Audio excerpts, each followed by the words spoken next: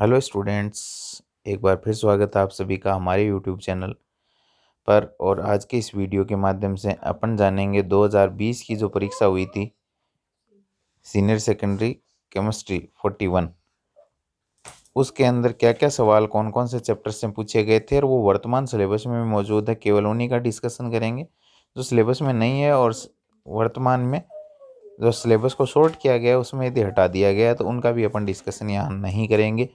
केवल और केवल जो वर्तमान सिलेबस से संबंधित है केवल उन्हीं का डिस्कशन करेंगे, क्योंकि उसके बाद जो है वो बुक्स जो है वो भी चेंज हो चुकी है। तो केवल जो दोनों में पिछले में थे इसमें भी है उन्हीं का डिस्कशन होगा। तो चलिए आज का वीडियो लेक्चर शुरू करते हैं। पहला सवाल है, काय केंद्रित घनीय संरचना की संकुलन दक्षता कितनी होती है? काय केंद्रित मतलब बॉडी सेंटर्ड क्यूबिक, BCC, तो 68% होती है। नेक्स्ट है, परासरण की परिभाषा लिखिए। तो विलाय कणों का उच्च सांद्रता से अपनी निम्न सांद्रता की ओर अर्ध पारगम्य झिल्ली से पारगमन परासरण कहलाता है। विलाय कणों का उच्च सांद्रता से निम्न सांद्रता की ओर अर्ध पारगम्य झिल्ली से पारगमन परासरण कहलाता है। ये वर्तमान में सिलेबस में नहीं है, ये भी नहीं है। नेक्स्ट, फिफ्थ भी नहीं है। नेक्स्ट है, NiCO4 में निकल का ऑक्सीकरण अवस्था कितनी है? तो निकल की आपको X मान लेनी है, जिसकी भी निकालनी है। 4 CO है यानी कार्बोनिल, और कार्बोनिल की ऑक्सीकरण अवस्था होती है 0, यानी उदासीन लिगेंड है और इसका ऑक्सीकरण अंक 0 होता है। इसके ऊपर कोई चार्ज नहीं है, वो आगे 0 रख दो। X + 0 = 0, X = 0। नेक्स्ट है, उभयदंती लिगेंड किसे कहते हैं? तो ऐसे लिगेंड जिनमें दाता परमाणुओं की संख्या एक से अधिक होती है, सामान्यतः 2, परंतु एक समय में एक ही दाता परमाणु केंद्रीय धातु परमाणु के साथ आबंधित होता है। केंद्रीय धातु परमाणु के साथ एक ही दाता परमाणु आबंधित होता है, वो उभयदंती लिगेंड कहलाता है। नेक्स्ट है, वुड्स अभिक्रिया का रासायनिक समीकरण लिखिए। तो वुड्स अभिक्रिया है RX + 2Na + XR शुष्क ईथर की उपस्थिति में रिएक्शन, और क्या बन जाएगा, 2NaX निकल जाएगा, और RR एल्केन + 2NaX, यह है वुड्स रिएक्शन। नेक्स्ट है, सक्सिनिक अम्ल का IUPAC नाम लिखिए। तो सक्सिनिक एसिड का IUPAC नाम लिखना है अपने को। तो ऑक्जेलिक में होते हैं 2 कार्बन, फिर मेलोनिक में होते हैं 3 कार्बन, सक्सिनिक में होते हैं 4 कार्बन, और 4 कार्बन में 2 कार्बन तो होते हैं बीच में और 2 होते हैं COOH समूह। इनकी आपको ट्रिक भी है, मैंने बता रखी है। यह है सक्सिनिक एसिड, इसका IUPAC नाम लिखना है। तो सबसे लंबी कार्बन श्रृंखला चयन करनी है अपने को 4 कार्बन की, 1 2 3 4, 4 कार्बन है तो ब्यूटेन। फिर 1 नंबर और 4 नंबर पर 2 ओइक एसिड है, 1,4 डाइओइक अम्ल, 1,4 डाइओइक एसिड हो जाएगा। नेक्स्ट, ये सिलेबस में नहीं है। नेक्स्ट है, उस अमीनो अम्ल का नाम लिखना है अपने को जो प्रकाशिक रूप से अक्रिय है। तो प्रकाशिक रूप से अक्रिय अमीनो अम्ल है, एक ही है, वो है ग्लाइसिन। नेक्स्ट, डेक्रोन नहीं है सिलेबस में। प्रकाशिक समावयवता की परिभाषा लिखनी है, ये भी वैसे समावयवता वाली परिभाषा नहीं है, फिर भी ऐसे समावयव जो एक दूसरे के दर्पण प्रतिबिंब होते हैं और एक दूसरे पर अध्यारोपित नहीं होते हैं, वो आपस में प्रकाशिक समावयव, और समावयवों का जो यह गुणधर्म है वो प्रकाशिक समावयवता कहलाता है। ये टोटल 13 सवाल थे जो 1 नंबर। नेक्स्ट है, क्रिस्टलीय और अक्रिस्टलीय ठोसों में कोई 2 अंतर, बहुत सिंपल से अंतर है। इनका गलनांक निश्चित होता है, इनका गलनांक निश्चित नहीं होता है। इसके अलावा क्रिस्टलीय ठोसों की दीर्घ परासी व्यवस्था होती है, इनकी लघु परासी व्यवस्था होती है। नेक्स्ट है अशुद्धता दोष को दर्शाने वाला चित्र बनाइए। तो अशुद्धता दोष में क्या करते हैं, अशुद्धता दोष में जैसे NaCl का क्रिस्टल है और उसमें स्ट्रोंशियम क्लोराइड मिला दिया, तो अशुद्धता दोष वाला चित्र इस प्रकार से बनेगा।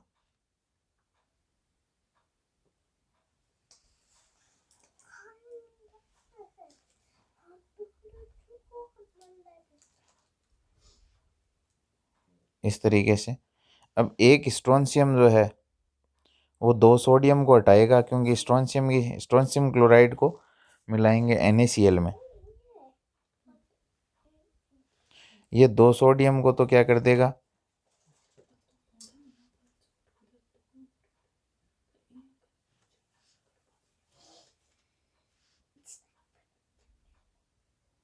दो सोडियम को तो हटाएगा और एक स्ट्रोंशियम की जगह ग्रहण करेगा।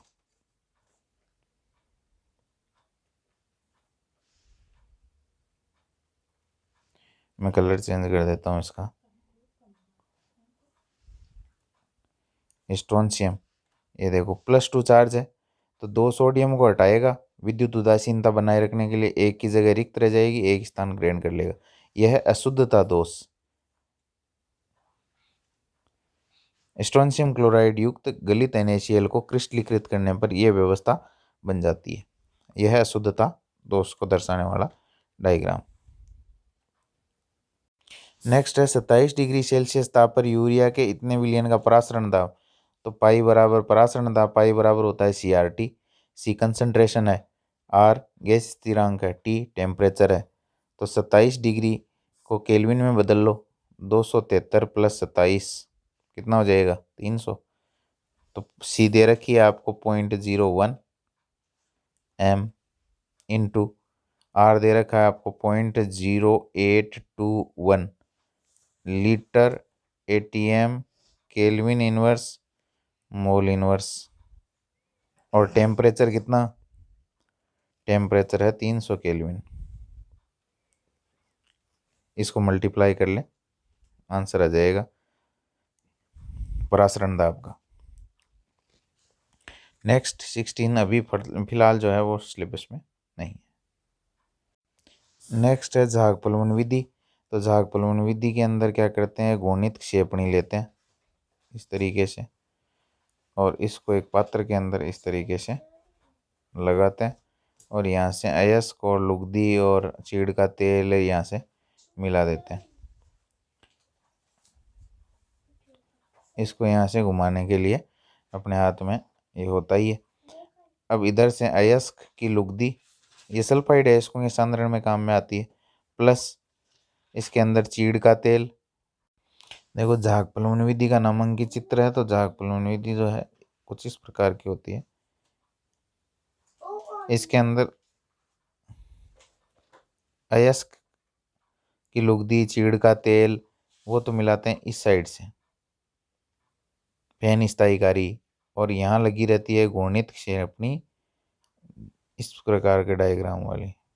इसको यहाँ से घुमाते हैं, और घुमाने से यहाँ जो है वो झाग बनते हैं।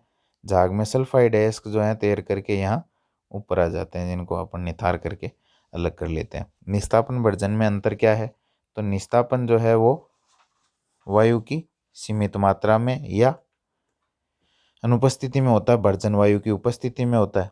इसके अलावा निस्तापन करवाते हैं कार्बोनेट अयस्कों का जैसे ये, और वर्जन होता है सल्फाइड अयस्कों का जैसे ये। नेक्स्ट है संक्रमण तत्व। अंतराकाशी यौगिक क्यों बनाते हैं, तो संक्रमण तत्व के अंदर रिक्त डी कक्षक पाए जाते हैं, मुक्त संयोजकताएं होती है, और संकुल यौगिक बनाने की प्रवृत्ति होती है, इसलिए अंतराकाशी यौगिक बनाते हैं। नेक्स्ट है लेंथेनाइड तत्व में बाईं से दाईं ओर जाने पर परमाणुविक त्रिज्याएं क्यों घटती है, तो लेंथेनाइड संकुचन के कारण ऐसा होता है। लेंथेनाइड तत्वों में बाईं से दाईं ओर जाने पर परमाणुविक त्रिज्याएं लेंथेनाइड संकुचन के कारण घटती है। क्यों, क्योंकि आंतरिक F कक्षकों में इलेक्ट्रॉन प्रवेश करते हैं, जिन पर बढ़ा हुआ नाभिकीय आवेश जो है वो संतुलित नहीं हो पाता और आकारों में लगातार कमी आती चली जाती है। नेक्स्ट है K3FeC2O4 का होल्थराइज संकुल का IUPAC नाम बताना है। तो K3FeC2O4 का होल थ्राइस का यूपीएससी नाम लिखने के लिए सबसे पहले इस बार वाले धनायन का नाम पोटेशियम, फिर लिगेंड का नाम, पहले काउंटर आयन का नाम यानी प्रति आयन जो सबसे पहले और बड़े कोष्टक के बाहर लिखा हो उसका नाम पोटेशियम, फिर लिगेंड का नाम 3 है तो ट्राई, और C2O4 को कहते हैं ऑक्जेलेटो, ट्राई ऑक्जेलेटो। फिर ये इधर काउंटर आयन धनायन है तो इधर क्या आ जाएगा, पोटेशियम 3 है +3 चार्ज, इधर -3 तो आ जाएगा फेरेट। 8 जुड़ता है यदि समन्वय सत्ता ऋणावेशित है तो, और फिर आ जाएगी ऑक्सीकरण अवस्था। तो 3 पोटेशियम 3 × +1 +x +3 × -2 होता है ऑक्जेलेटो का बराबर 0। 3 + x - 6 बराबर 0 और x बराबर आ जाएगा +3, तो यहाँ आ जाएगा थर्ड। नेक्स्ट है संयोजकता बंध सिद्धांत के आधार पर NiCl4 - 2 संकुल आयन की ज्यामिति और चुंबकीय प्रकृति बतानी है। तो इसके लिए अपने को VBT के आधार पर बतानी है। तो निकल का ऑक्सीकरण अंक होता है वो निकालना है, तो यहाँ आएगा +2। निकल का इलेक्ट्रॉनिक विन्यास होता है 3D8 4s2। अब +2 चार्ज है तो ये 2 हटा दो, अब आ जाएगा 3D8, ये 4s और ये 4p। 1 2 3 4 5 6 7 8 ये बढ़ दिए 4s खाली है, 4p खाली है, ये 3d है। अब NiCl4 बनना है और Cl जो है वो है दुर्बल लिगेंड। दुर्बल लिगेंड है तो इलेक्ट्रॉनों का युग्मन नहीं कर पाएंगे, ये इलेक्ट्रॉनों का यहाँ युग्मन नहीं हो पाएगा। तो ये 4 लिगेंड है, 4 इनको खाली कक्षक चाहिए। तो जब NiCl4 बनेगा NiCl4 - 2 तो युग्मन नहीं होगा, तो ये इलेक्ट्रॉन तो ऐसे के ऐसे ही रहेंगे। ये 1 खाली कक्षक और ये 3 खाली कक्षक, टोटल 4 लिगेंड है Cl-, तो एक इसमें डोनेट करेगा, एक इसमें और एक इसमें, तो संकरण तो हो जाएगा। 1s और 3p काम में आ रहे हैं तो sp3, और sp3 की आपको आकृति पता ही है चतुष्फल की होती है, तो ज्यामिति हो जाएगी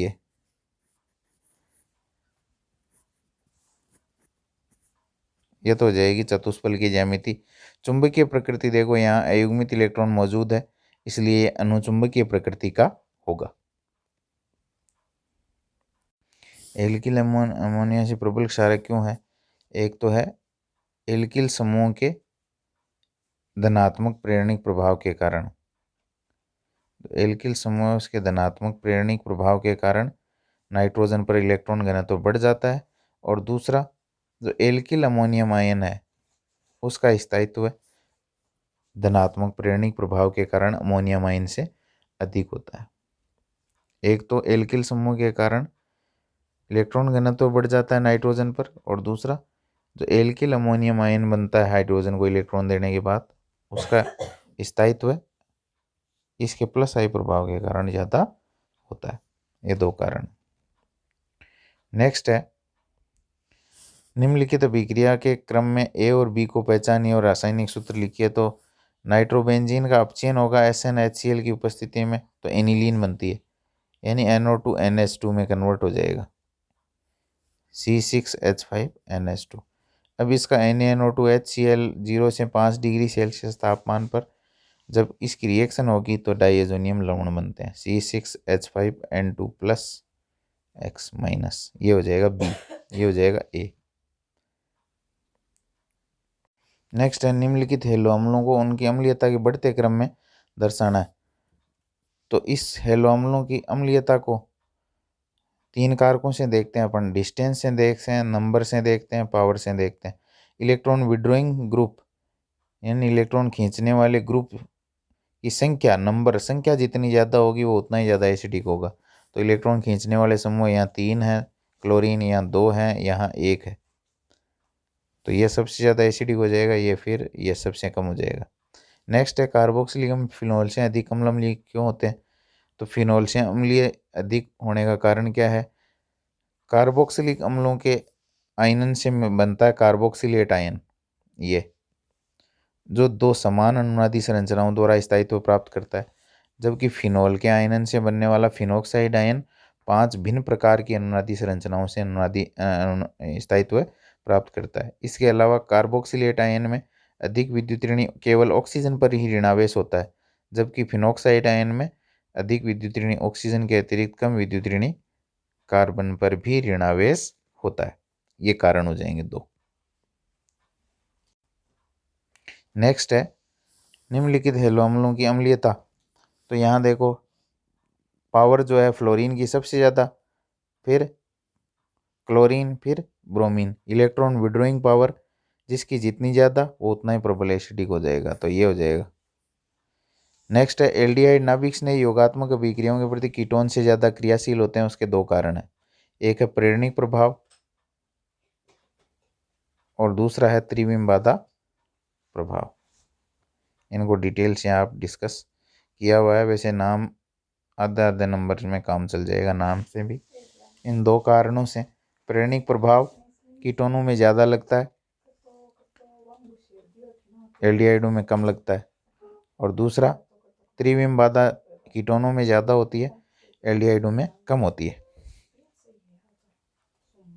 नेक्स्ट डीएनए और आरएनए में अंतर। डीएनए की द्विकुंडलिनी संरचना होती है, आरएनए एक कुंडलिनी होता है। डीएनए में थाइमिन और आरएनए में यूरेसिल क्षारक पाया जाता है। नेक्स्ट है जब ग्लूकोज ब्रोमीन जल से रिएक्शन करता है तो क्या बनता है, तो ग्लूकोज ये होता है CHOH का होल 4 CH2OH।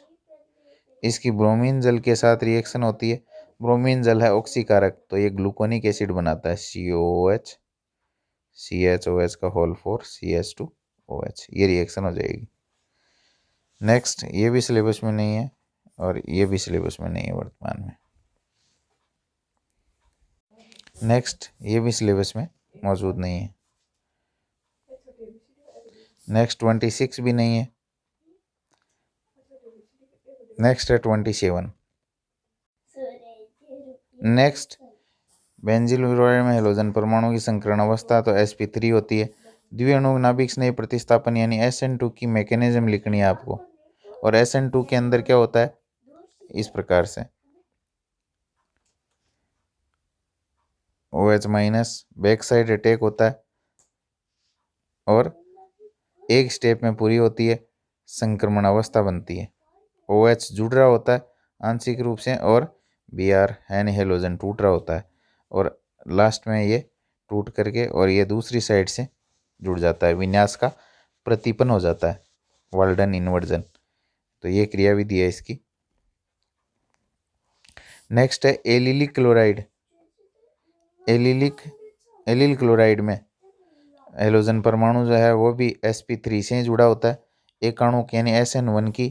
तो SN1 में क्या होता है, SN1 के अंदर कार्बोकेटाइन बनता है, 2 स्टेप में पूरी होती है इस तरीके से, और रेसिमीकरण के साथ संपन्न होती है, मध्यवर्ती कार्बोकेटाइन बनता है इस तरीके से, ये जुड़ जाता है और उत्पाद बनता है,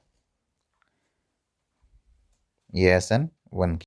नेक्स्ट है किसी रासायनिक अभिक्रिया के लिए अर्धायु क्या होती है, तो अभिकारकों की आधी मात्रा नष्ट होने में लगा समय अर्धायु कहलाता है और इसको T½ से दर्शाते हैं। नेक्स्ट है अभिक्रिया कोटि और अणुसंख्यता। कोटि शून्य, धनात्मक, ऋणात्मक, पूर्णांक कुछ भी हो सकती है, लेकिन हमेशा अणुसंख्यता जो है पूर्णांक होती है। कोटि प्रायोगिक रूप से निर्धारित होती है, इसको सैद्धांतिक रूप से भी निर्धारित किया जा सकता है। नेक्स्ट है 0.05 20 मिनट में परिवर्तित होकर इतनी रह जाती। औसत वेग कैसे ज्ञात करोगे, तो सांद्रता में परिवर्तन कितना हुआ 0.05 m माइनस 0.03 m, इतना चेंज हुआ, कितना टाइम लगा 20 मिनट। यह आ जाएगा औसत वेग, यानी 0.02/20, यह आ जाएगा औसत वेग।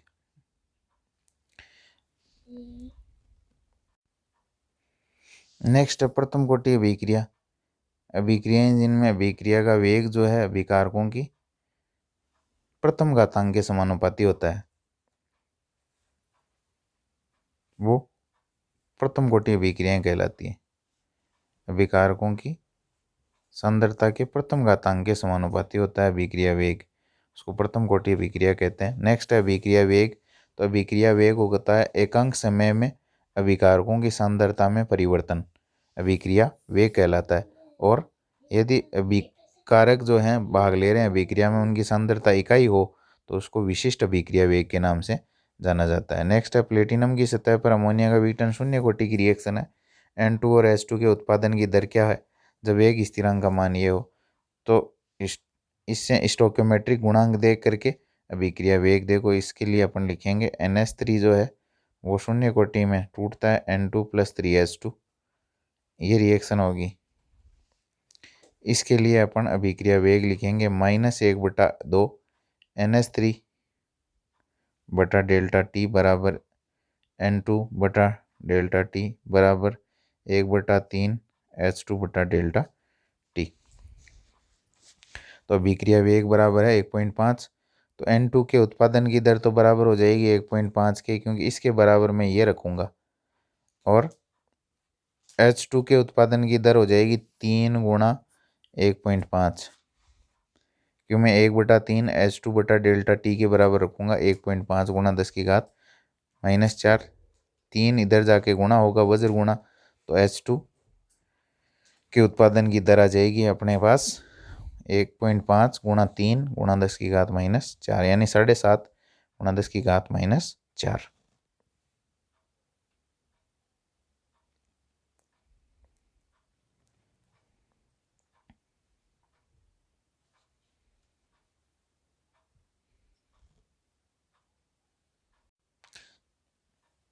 नेक्स्ट 29 सिलेबस में नहीं है।